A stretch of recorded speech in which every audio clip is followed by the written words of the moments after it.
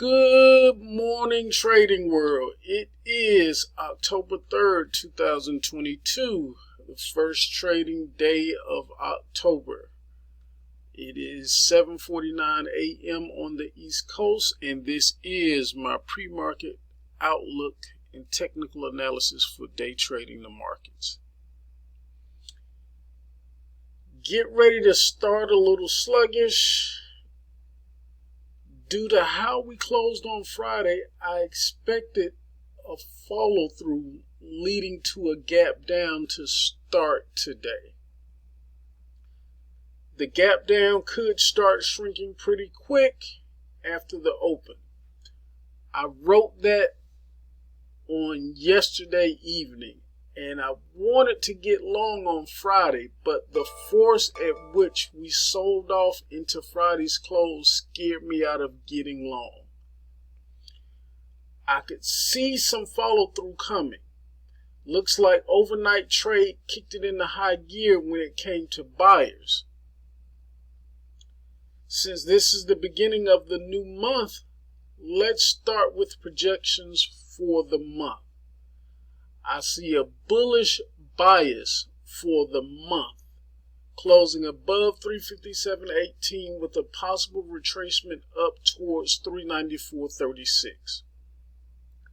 The weekly outlook is bearish, closing below 357.18 with a possible retracement of 363.79. For those of you who are new, the possible retracement is just a focal point that price action is likely to seek out. It's not a prediction saying we are going there, but just a likely point to look towards. Just from my feel, I still don't think we have had a proper capitulation. A week ago, I said I was all strapped in and ready to go ride the scream machine. But so far, it has felt like the mine train, the kids' roller coaster. What I will be looking to see is how we act once we begin to close the gap. Will the 4-hour chart indicator start to speed up and reach a resistance on or before the previous close? I would be looking for a hard possible reversal around the 357 to 364 area. What's crazy, I kept some Apple shares. I was short a good amount of Apple, and I kept one lot running because at the force we kind of closed at, I kind of saw some follow through, but the overnight portion of trade kind of kicked it in high gear. So it's going to be interesting to see how we make it or fare during the close, whether we come back down a bit, which I do see we're probably going to retrace a bit, but it's hard to tell whether we're going to make it back down to the lows at which we were overnight. That's going to be interesting to see. But either way, I did expect some buy activity. We are at a point where we could explode higher. So either way, I was going to dump those shares somewhere around the open so it wouldn't eat too much more into the profit, and then look for re-entry at some point whenever the 4-hour or daily chart told me.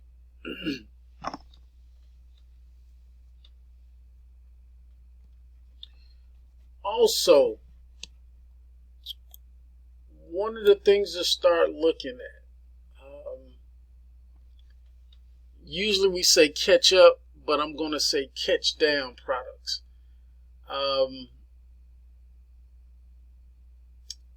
If you are looking at the SPY, you would notice that the SPY is at or below its yearly lows, the year-to-date lows. Let me bring up a chart to depict that. All right, here we are on a daily chart, and as you can see right here, these were the lows for the year set back here, or I'm sorry.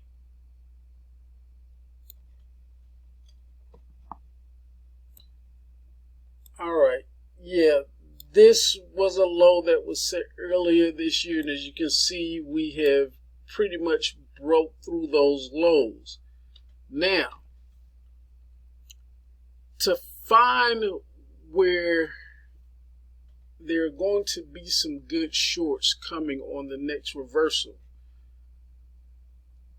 there's going to be some products that are going to catch down, or some people may say catch up, but they're going to catch down towards the major indexes. And these are going to be products that I'm looking for to possibly engage into new short positions in. I'm not really a fan of shorting into Tesla via options because the vol is always crazy in Tesla. So it doesn't give you great results a lot of times shorting straightaway options. But I will use Tesla as an example because that's one of the products that are going to have to catch down to the major indexes.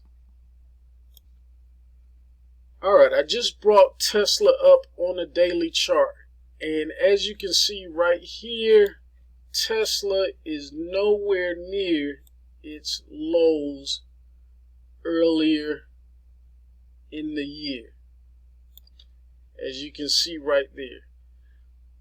And at some point, products that are not at its lows that we made early in the year are going to catch up to where the indexes are. Arbitrage, whatever you want to call it, these stocks are going to be sought after and gone against to bring them down. So it's going to make a great opportunity at some point. So Apple is just an example of how to look for it on the chart. But just cruising through items, there are going to be a few products that are still trading much more above where they were doing the lows earlier this year. With that being said, let's get into the key levels to watch for today. All right, here we are back with the key levels to watch.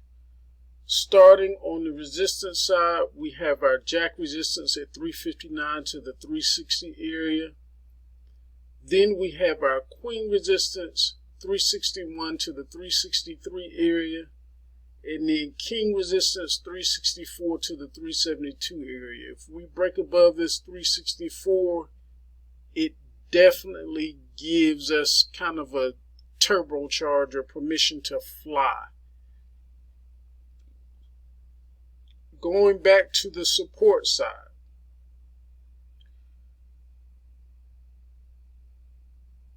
I drew this, or I actually plotted these levels at the close of Friday. And as we have started to make our way up, I want to make a note about this area in here. Right here at the 357 area. This could possibly be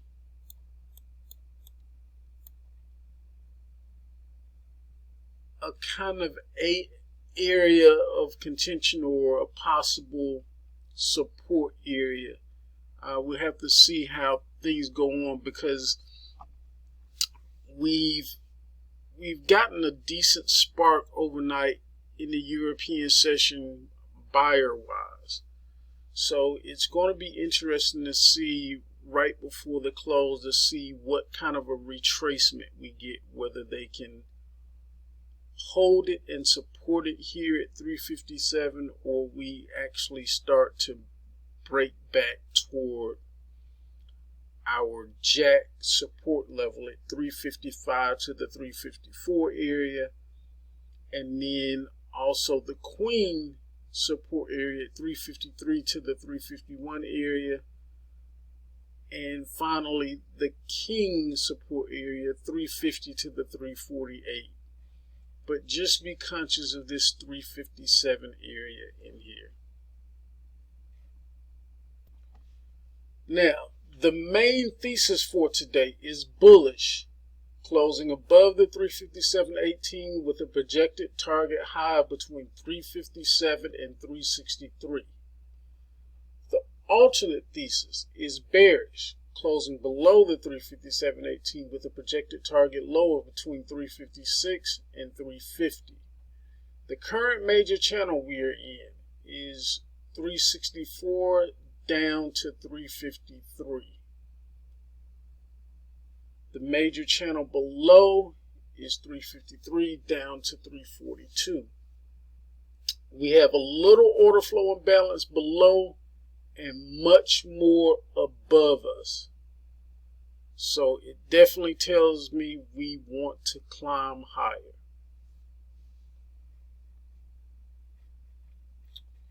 Let's bring up the scenarios of the day. Alright, here we are with our first and most probable scenario, which is going to be our expanded range day structure.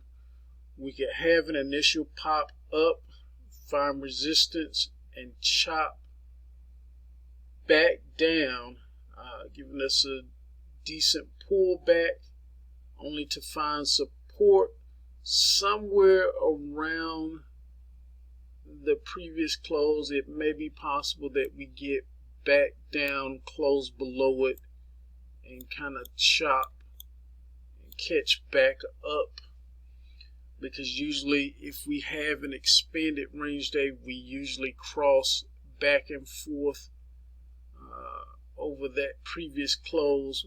But I'm not sure whether the overnight session is going to be sufficient to call that a close below the previous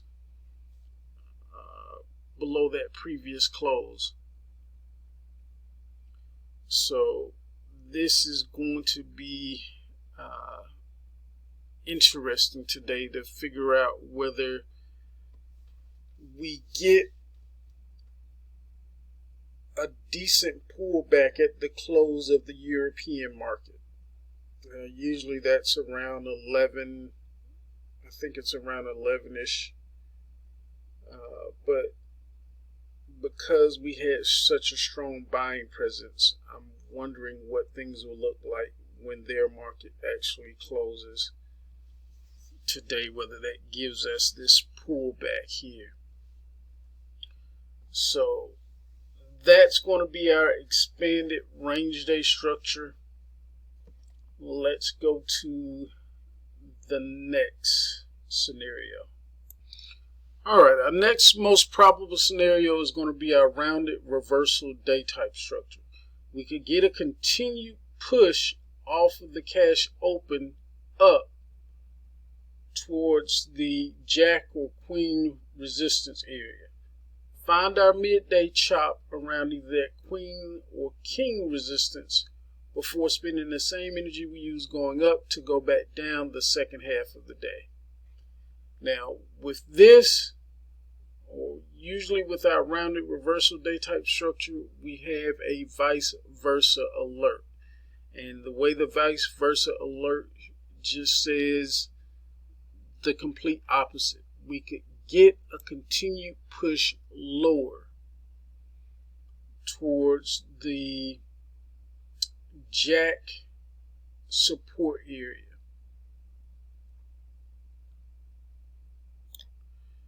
And from there, we will find our midday chop, possibly around that jack or queen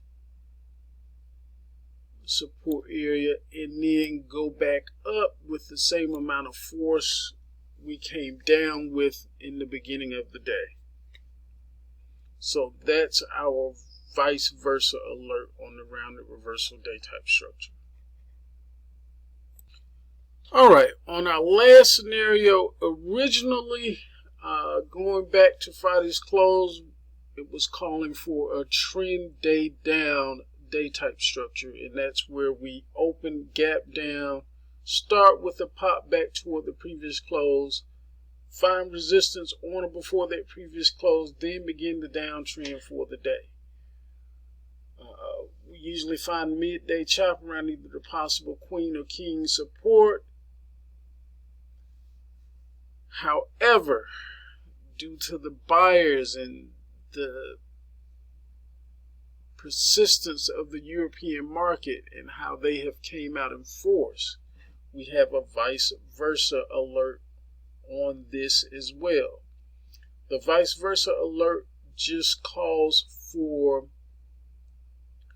a trend day up day type, which means we start with a gap up, which we are, and then at some point we get a pullback going towards that previous close and find support on or before that previous close, then begin the golden window, the trend up for the day, possibly find our midday chop around the possible queen or king resistance area.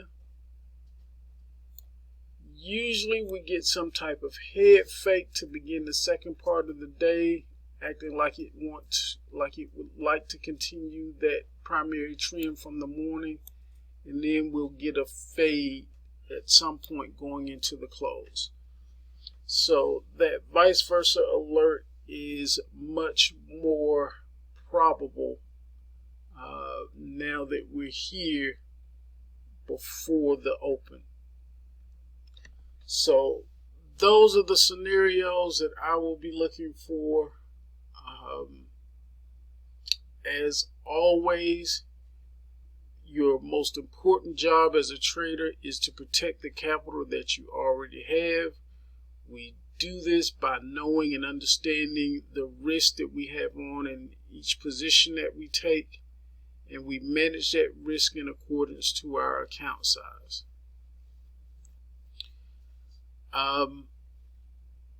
Today does have a bullish bias, but just remember there is